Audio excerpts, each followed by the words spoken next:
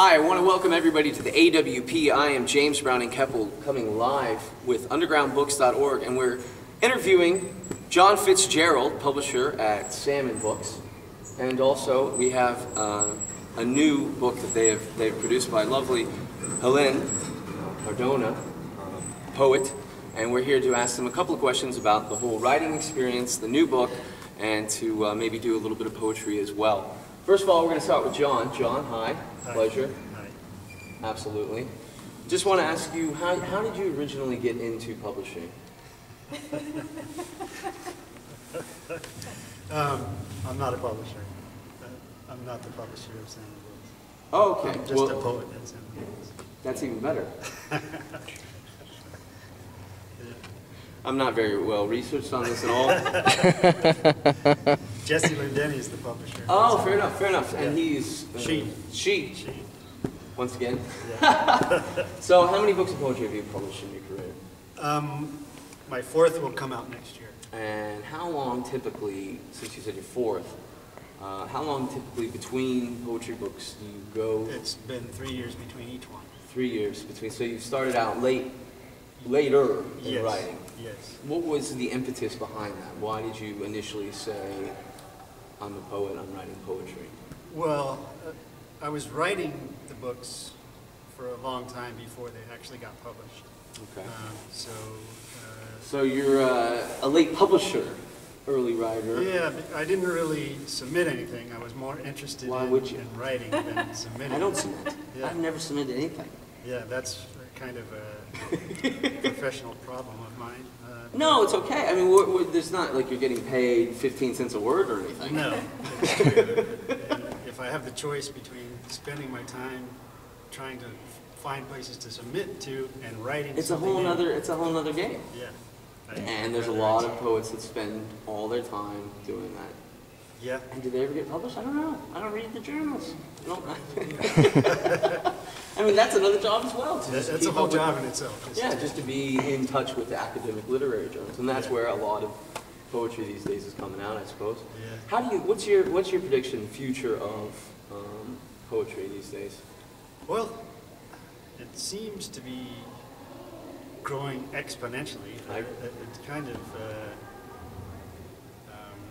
some people seem to think that everything they say is poetry, but they associate the term poet to anybody that has a top single at the moment. And pure poetry or a television show. Yeah, it's just some people, just because somebody wrote something, it's tell poetry. a little thing of what happened during their day. Now, is that good or bad? Well, I mean, the term's out there, but it's misused. Yeah, I don't necessarily think that it's such a good thing. I hate it. I want to shoot these people. There's kind of a proliferation of MFA programs. If you ever look at a magazine like Poets and Writers, the whole thing is full of ads for MFA programs. Do that. Not necessarily sure that the fact that you go through one of these courses makes you. Sure. No, I have no idea, but it's a game. A lot of people play it. John, if you don't mind, we have a new book from Hélène Cardona that we were actually here to present. This is Dreaming My Animal Selves. Get a nice close-up. How would you pronounce the French? Le songe de mes âmes animales. That's just beautiful. And what was your? At what point did you sit down and decide that you were going to put this book together? You know, this book has been written over a period of 8 years. 8 years. So some poems date back, and we worked them, and there was this theme of poems emerging from dreams. I have this relationship to dreams, you know, to my dreaming life, basically. So I have this notebook that I have by my bed, and I write my dreams in the morning and my dreaming life, basically. So I have this notebook that I have by my bed, and I write my dreams in the morning and Jack Kerouac did that as well. Yeah, and a lot of them had animals in them, and they were very. I just woke up elated when I had those dreams. Yeah. So at one point let me ask you a question about these dreams. Do you ever write these poems in your dream? That would have been great. I think it's happened to John, actually. He's like, I And dream you of that read happening them to me, but in yeah. your dream? Yeah. Yeah, I've actually written a poem while I was asleep.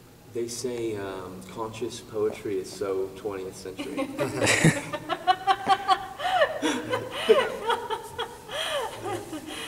So this was a project that you'd had in mind for a long time. Yes, and it's excellently executed from my first reading. Ultimately, I like to call it, I mean, we're going to be writing a review at undergroundbooks.org, obviously, about the book itself, but it's almost like a reverse osmosis, you know? But then I was thinking, before this interview, I was thinking, but if I didn't live in England, then this is actually how they do it. So you're basically translating for the French. Well, I wrote the book in English. All right. Now, English is my fifth language. Okay. It's my language of choice. I just fell in love with it, and it's the dominant language. It's the language I write in. But French is still my first language. Okay. So I write in English, and then I translate into French to have a French version To of it. have your own poem Yes, for you. my own language. Yeah. And then I make discoveries, and I go back to the English. Yeah. And then I love having, and this way I can present a bilingual collection. It's cool. It's really cool. The only, well, I mean, like, when it really works is when it matches up, like. Yeah, that's great when the publisher can do that. Is it nice? Yes. It's just pretty. So we'd like to. I enjoy the aesthetics of books. And it's handy. Yeah, Like yeah. you can, compare the languages Sure, if sure. you're curious. Yeah, no, I always, funny enough, I have to admit that I always read the original language when I'm reading poetry. I don't know how, like I said, that's why I didn't want to make an ass out of myself. I asked them how you pronounce your name. I don't know if I'm pronouncing them right or reading them in my head right, but it's a totally different experience. I mean, it's visceral. You have to feel your way around, distant vowels, and it's things that you don't understand, so it kind of takes a little extra, to get the meaning. And like you said, the word poetry is being thrown around a lot, I think, and Hélène, you may agree with me, it's because it's the only thing that's not sold out. You can't buy poetry, really, can you? I don't know. Yeah. Well, it's good that there's an interest, in it, and you maybe have to work out a little harder to sort it out. Sure, but it's genuine. But yeah, exactly. Yeah. I mean, you just to go into your personal life, you live in the Hollywood arena, maybe. Sometimes. Los Angeles, the part of Los Angeles that's called Santa Monica. Santa Monica's nice. That's by the ocean. Yeah, so it's not Hollywood. It's really, Sure. I love being by the ocean, and John too. Yeah. And so we are close to Hollywood. And it's kind of like those like sandy alleys, like little, nature, it's beautiful. and Santa Monica Mountains, the canyon. So it's not so bad. It's gorgeous. But Los Angeles sucks. It's a completely different animal. It's such a vast city. You call it a city, but it's really a sprawl. Of different communities next to one another. Yeah. But it's good for work. It's good for work.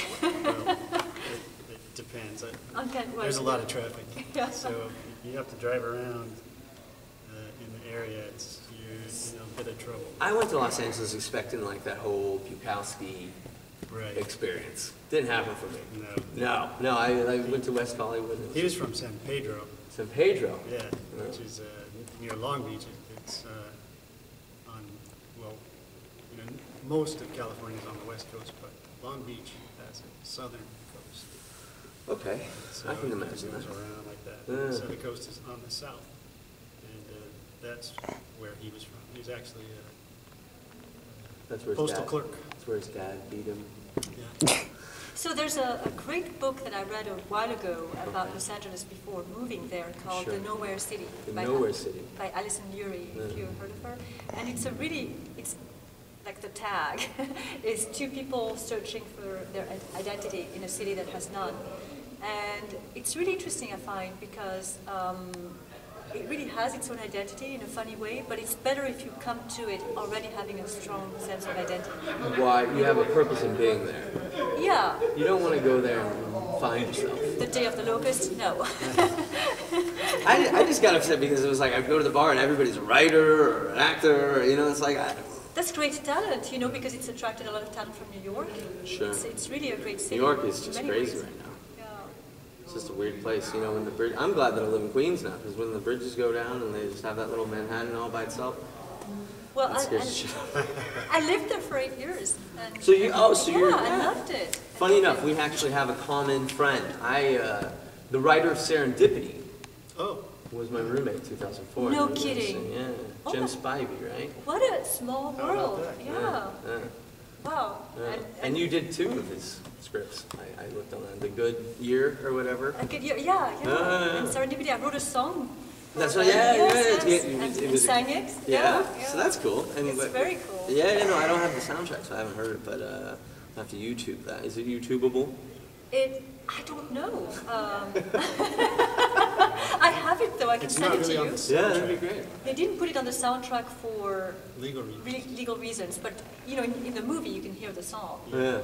It's in French, Yeah. and they wanted it in the vein of Serge Gainsbourg. Okay. Which Sure. is like No, I half love song, that. half Yeah. No, I love spoken, him. sexy. Yeah. I'm moaning. Right. That was the point. It is a small world. That's the thing about. I have a couple questions. Yes. Hamilton College. How come I know so many beautiful people from there? It's a beautiful place, Yeah. right? Is that Ezra is that Pound. Clinton, New York? Clinton, New York. Ezra Pound. Ezra Pound I love Ezra went Pound. there, yeah. Yeah. I'm a member of the New York Browning Society, and Ezra Pound always envisioned himself as like the Browning Jr. Okay. You know, as the second Browning.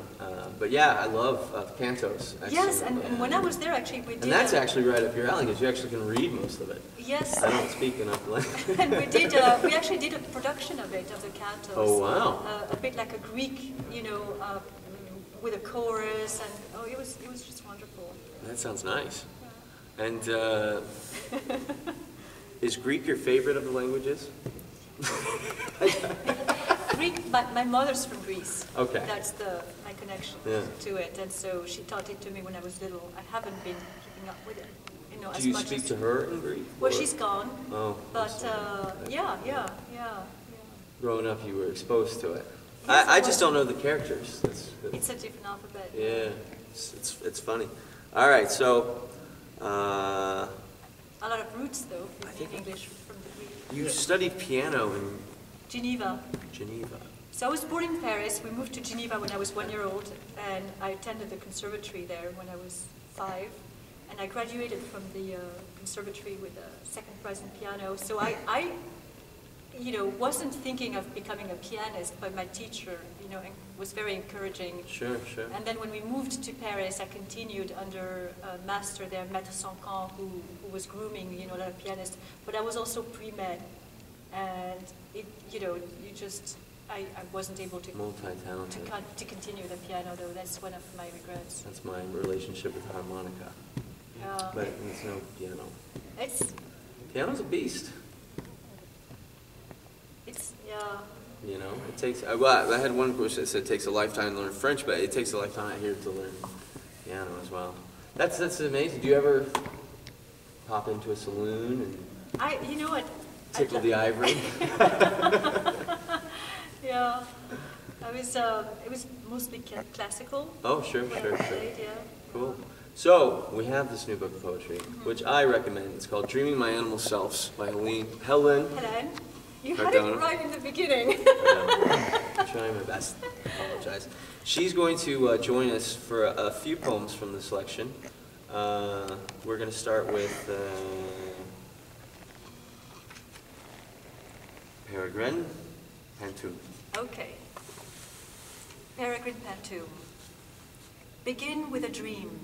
Snow-capped mountains and rivers of salmon. Green rays cleave the heart of winter, dancing at the edge of the lake. Snow-capped mountains and rivers of salmon echo laughter and lilac sonatas, dancing at the edge of the lake. Fairy tales, beckoning days on end, echo laughter and lilac sonatas, my grandmother's exquisite designs.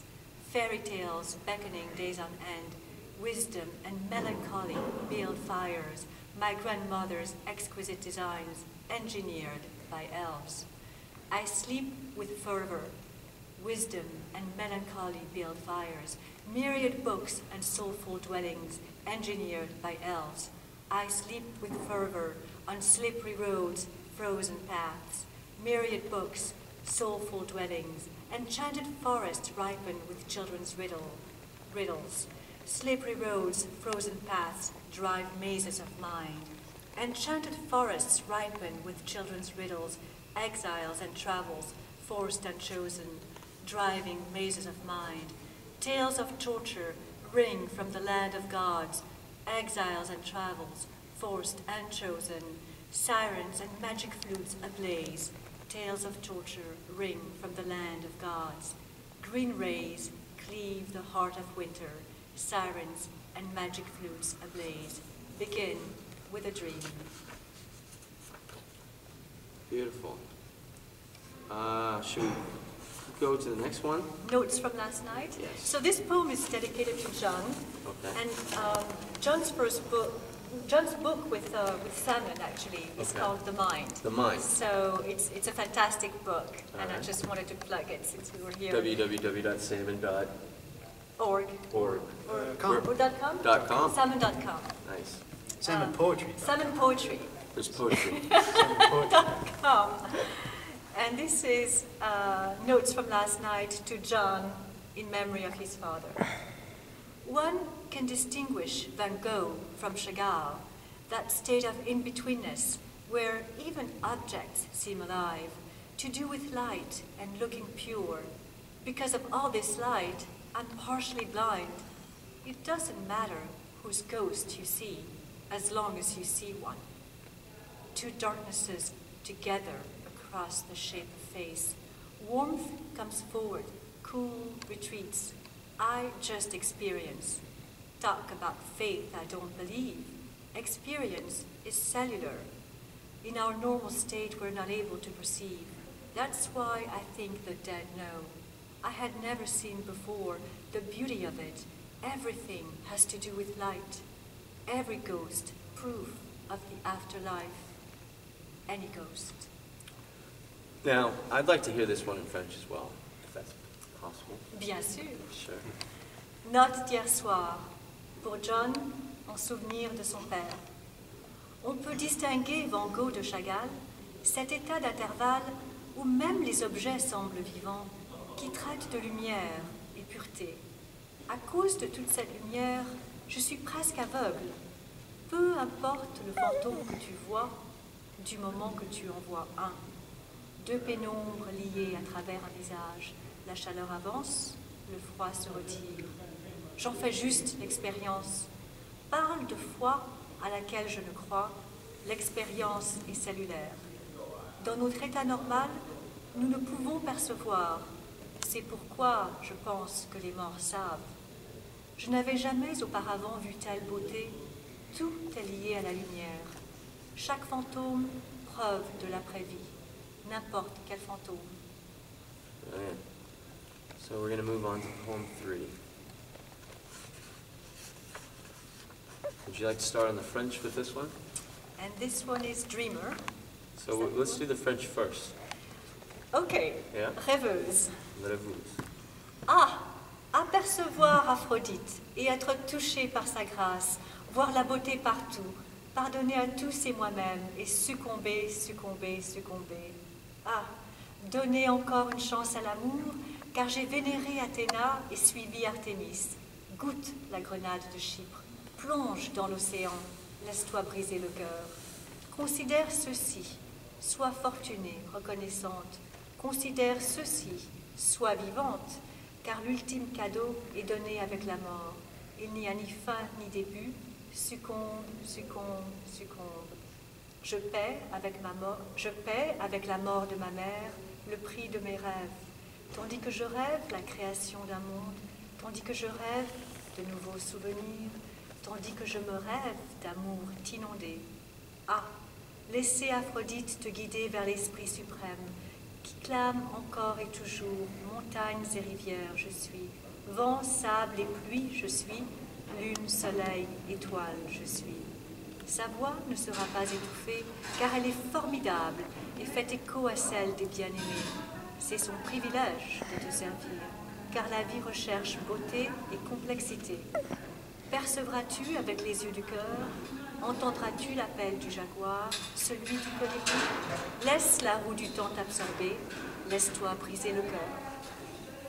And this is the English, the original. The original, Okay. Dreamer. Ah, to get a glimpse of Aphrodite and be touched by grace, see beauty everywhere, forgive all in myself, and surrender, surrender, surrender. Ah, to get another chance at love, for I worshipped Athena and followed Artemis. Taste the cypress pomegranate, dive into the ocean, have your heart broken. Consider this, be fortunate, grateful, consider this, be alive, for the greatest gift is given with death. There is no end and no beginning. Surrender, surrender, surrender. I pay with my mother's death for the price of my dreams, as I dream the world into being, as I dream new memories, as I dream myself into love, falling into you. Ah, to let Aphrodite guide you to the great spirit who proclaims again and again, mountains am I, rivers am I, wind, sand, and rain am I, moon, sun, and stars am I. Her voice will not be silenced, for it is formidable and echoes those of all beloved. It is her privilege to serve you, for life seeks beauty and complexity. Will you perceive with the eyes of the heart? Heed the call of jaguar and hummingbird? Let the wheel of time absorb you. Have your heart broken. Thank you, ladies and gentlemen. That was Hélène Cardona, coming from Dreaming My Animal Selves, available at www.salmonpoetry.com. It's been an absolute... And on Amazon too. And Amazon and Barnes & Nobles and anywhere gooder books are sold. It's been an absolute pleasure. John? Thank you. Hélène, thank you very much. And check out our site, www.undergroundbooks.org. Thank you for coming to the AWP, and have a lovely evening, Boston. Thank you. Bye. That's good.